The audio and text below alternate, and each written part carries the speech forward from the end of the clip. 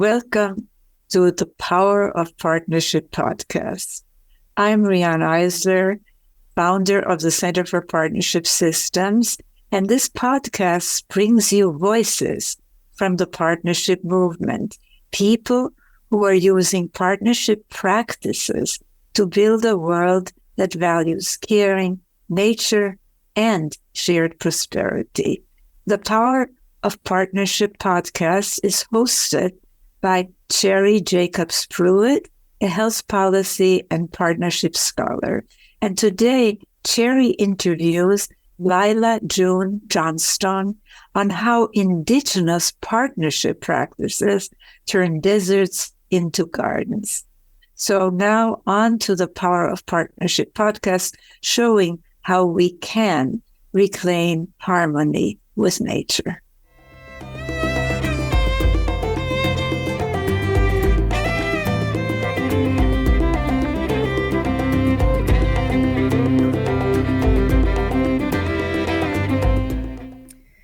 So, Lyla, I'd love to start our interview today by asking you to provide a deeper introduction for our listeners and how you first learned of Riane's work.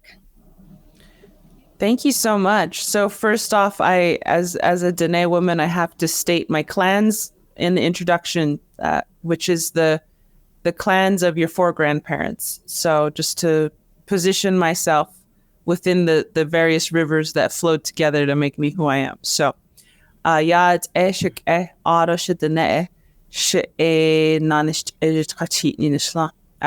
Nanisht-Ejitachitni clan of the Diné nation. We're also incorrectly known as Navajo, which was a colonial anglicized word that was put on us. Like most tribes are misnamed, actually, because they didn't want to take the time to learn our real names. And when you rename everything through colonization, you replace what was there with your own version of it, which is the whole point of colonization. So, but that clan I get from my mother.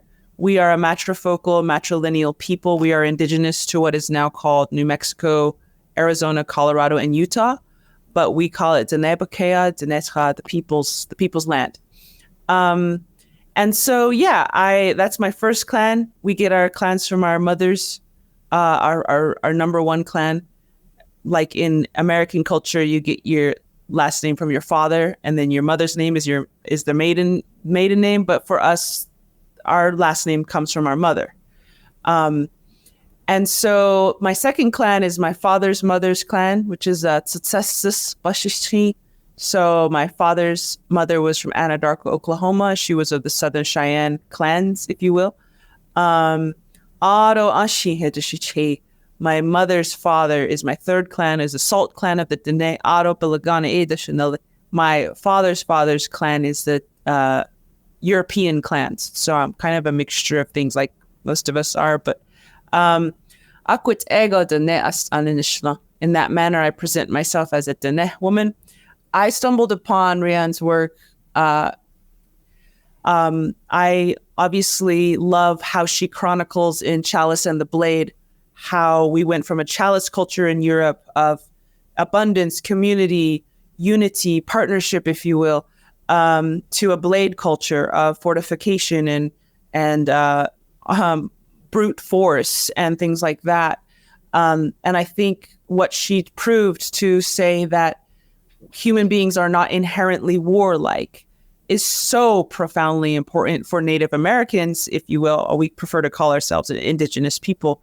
But because one of the biggest excuses that people use to legitimize our genocide, about 98% of us were wiped out here in what we now call the Americas. What they use to excuse themselves of, almost wiping out an entire race of people is they say, oh, well, humans are just warlike. So we had the bigger guns, and Jared Diamond's book, what is it? Guns, Germs, and Steel. That's basically his core argument. Humans are just warlike, and we had the bigger guns, and that's why we won. And instead of saying, we killed everyone because we were wrong. We killed everyone because we were sick inside. We killed everyone because we made a mistake, And so I think that her work actually has great implications for the Indigenous conversation here in what we now call the Americas, because it's like, no, we are not inherently warlike. Riane has, and many other scholars have done the work to show there have been many peaceful societies that lasted for thousands of years. And speaking of which, I come from one of those peaceful societies that lasted for centuries and millennia. And so anyways, long story short, I stumbled upon her work through the Chalice and the Blade foremost, especially because I'm part European. And this is the last thing I'll say on this question, is that I had to go to my European roots as a half native, half European person. My native culture taught me that your roots are important. So it kind of guided me down the road of my European roots.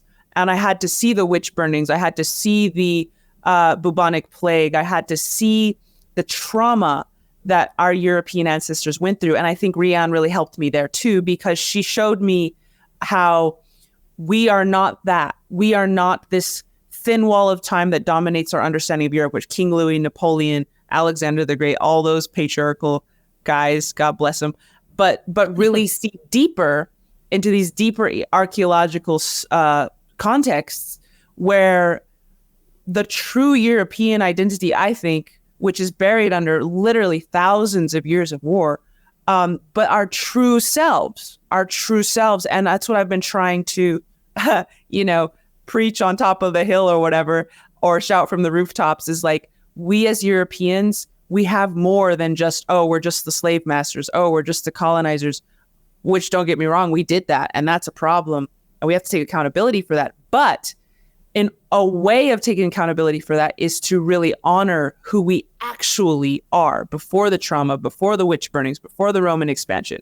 And so her work was really instrumental in helping me share with the world a deeper, truer European identity to help us reconnect with our Indigenous roots and start acting in accordance with those for both the healing of ourselves and for those around us.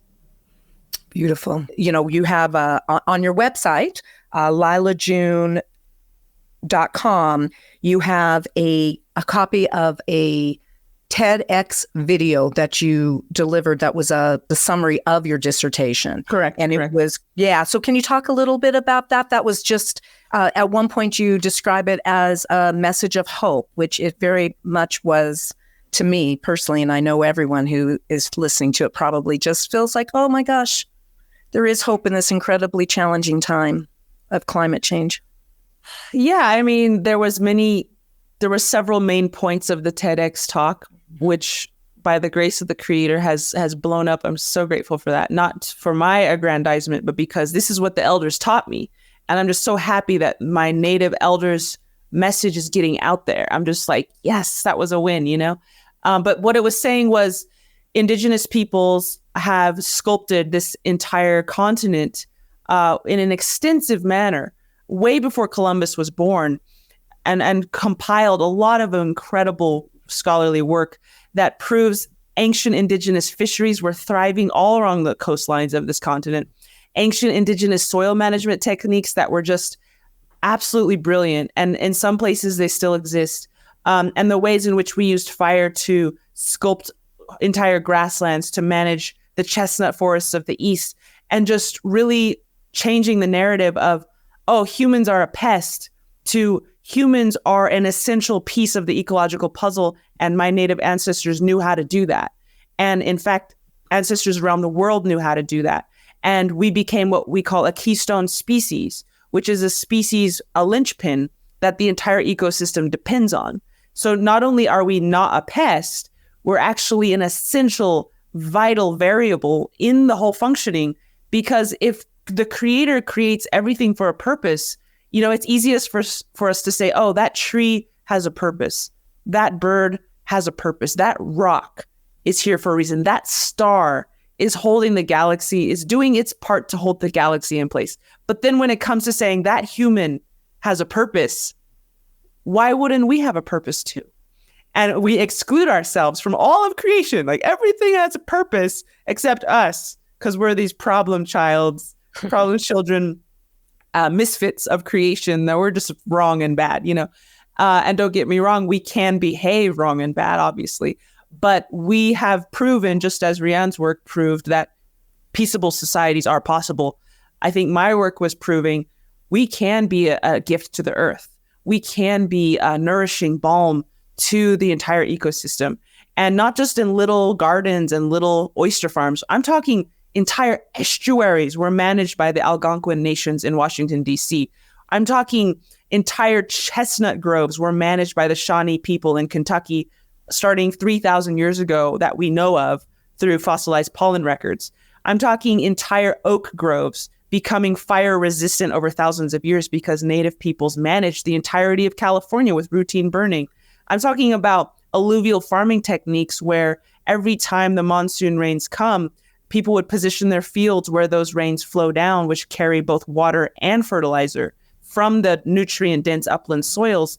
So saying like, hey, we had whole farms that lasted thousands of years, never needed outside irrigation or outside fertilizer because we went where nature was creating those deposits already. And so just showing the world like, hey, not only are native people not stupid, we're not primitive, we're not culturally backward, which is what the narrative has been, right? We are actually profoundly sophisticated, and we could learn a lot from these systems. These systems could transform food systems around the world. They could transform our governance systems. And what we'll probably be talking about, the partnership ethic within Indigenous cultures, is so informative and could help us a lot. You are listening to the Power of Partnership podcast. If you would like us to share your partnership story, or if you would like to become a proud sponsor of the POP podcast, please contact us at center@partnershipway.org. And now, back to today's episode. And so I always think like the best part of my dissertation is the part I didn't write. The part where these elders and these land managers speak and tell their story, and they've been doing it their whole lives. So one of the things that the first elder said, Val Lopez of the Amamutsin Nation, which is indigenous to what we now call Santa Cruz, California, he said that sacredness, is the first and the last word of anything, period, but food systems as well. That our food systems and our land management practices, and you could say our relationships with each other, sacred, knowing what sacred means is always going to precede everything. So maybe I should just start with that, which didn't make it into the TEDx talk, which is probably a mistake. But, it's so hard for American culture, I feel like, to know what sacred means. And it's not our fault that we don't know what that means. We're not given many opportunities to revere something as precious and just put a pause on the clock and stop time and just honor how gorgeous and how sacred and how precious this breath of life is. And not just our life, but every single living being's life. In native languages, one of the words that's always so prominent is this word life. In Diné, it's ina, and that word is imbued with such power and such and such beauty and such excitement. So I think, that's one thing you could say that I didn't say in the TEDx talk is like sacredness and honoring life as sacred. Can you talk a little bit about any positive ways of addressing challenges that are bumped up against when you're trying to get that back to narrative, where you're trying to communicate a narrative that's different than how things are being done and is so clearly a better approach? Any thoughts on how we can help us all shift forward to partnership, how to address those challenges we meet? Well, I'll preface by saying, at the end of the day, sometimes no matter how eloquently you phrase things, people aren't going to change until they're forced to. So I think that one of the greatest allies to help us correct our behavior is collapse. That is something that no one can deny, you know, when and if the grocery stores run out of food, no one's going to say, oh, you know, I don't believe your opinion. It's like, it's not an opinion. There is no food in the grocery store, you know? Or when, you know, hurricanes knock out entire. So I think collapse is one of our friends because it's showing us like, no, really, you can't pretend humans are the center of the universe on this planet. That will not work, period.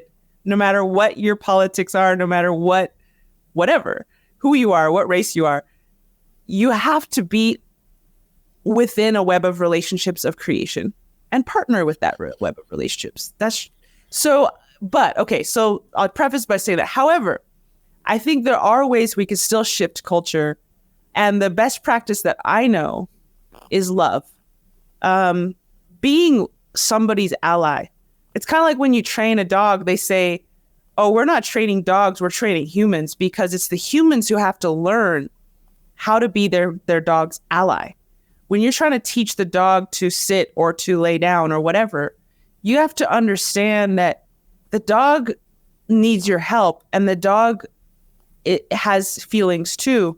And so, not to compare humans with dogs and training them to sit, but I'm just saying that when I have a big culture that I really need them to stop behaving a certain way, which is the case every day as a Native woman, you're surrounded by one big culture that you really need them to stop treating you like crap.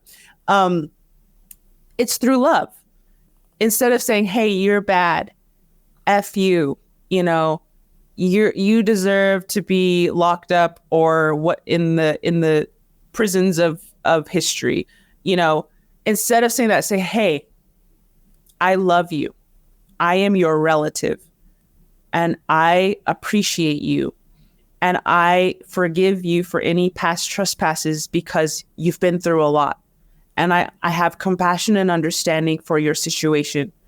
And once you love and you forgive and you love unconditionally, and many people will disagree with me on this, but for me, it's like once you establish that and you mean it, then people are so much more open. There's so much more, they're moved, for one thing, they're moved of like, wow, I killed 98% of your people and you still love me? And I'm like, yeah, of course I do.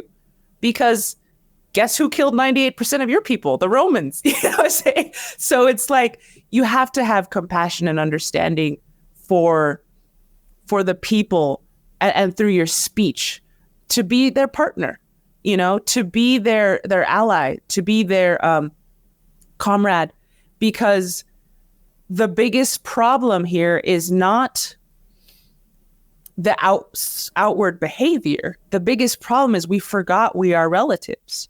We forgot you are my sister and that random dude at the store is my brother. And to confront that non-kinship mentality with a kinship mentality and say, hey, we are relatives. And then from there, so much more is possible. So I've often, you know, I'm hard on people, you know, I'm like, hey, colonization happened. You know, I'm very frank, but I do it with a lot of love. I'm like, hey, we have an opportunity together to change this story.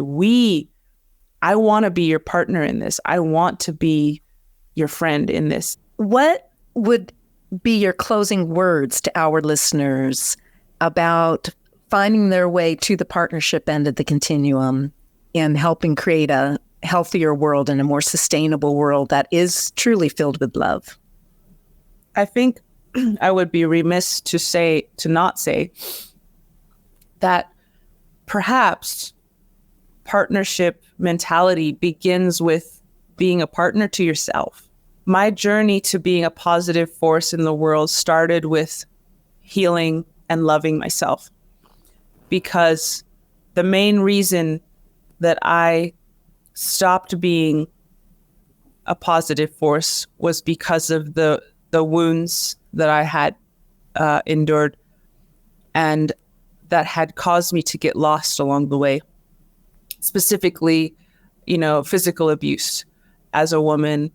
You know, I didn't even know I had been through physical because it was so normal. You see it in the movies.